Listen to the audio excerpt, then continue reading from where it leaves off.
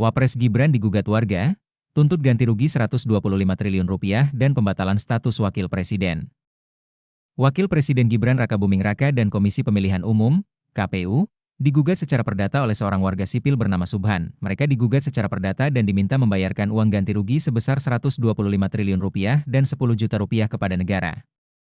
Hal ini tercantum dalam petitum gugatan perdata yang diajukan oleh seorang warga sipil bernama Subhan.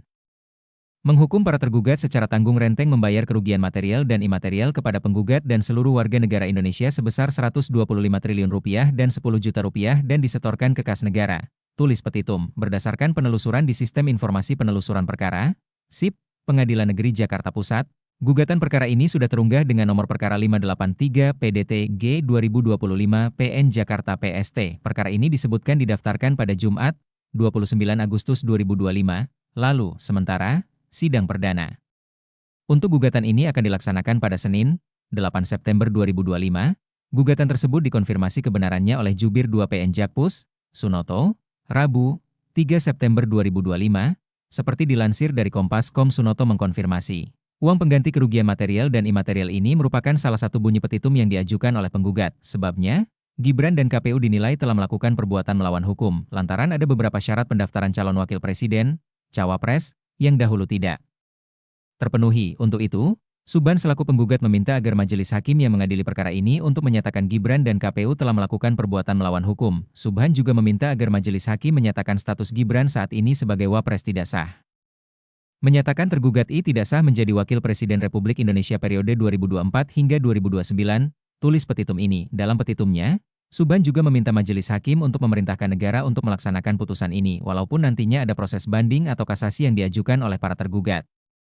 Menghukum para tergugat secara tanggung renteng untuk membayar uang paksa, duang som, sebesar Rp100 juta, Rp100 juta setiap hari atas keterlambatannya dalam melaksanakan putusan pengadilan ini, ujar petitum lagi. Sebelumnya, keberadaan Gibran saat terjadi demonstrasi besar pada 25 dan 28 Agustus 2025 menjadi sorotan. Tampak dari media sosial, Gibran mengurangi aktivitasnya di media sosial saat sejumlah demo pecah di berbagai wilayah di Indonesia. Unggahan terakhir Gibran di akun Instagram resminya tercatat pada Rabu, 27 Agustus 2025. Saat itu dirinya mempromosikan film animasi lokal, Panji Tengkorak.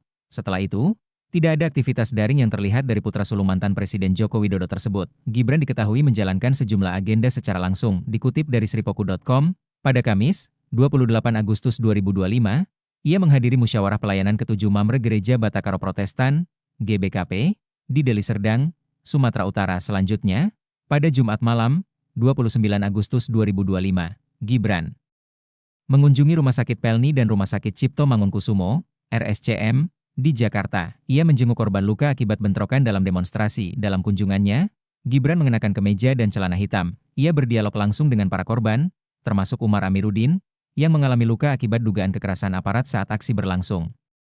Wapres turut menanyakan kronologi kejadian kepada para korban dan menyampaikan keprihatinannya atas insiden yang terjadi.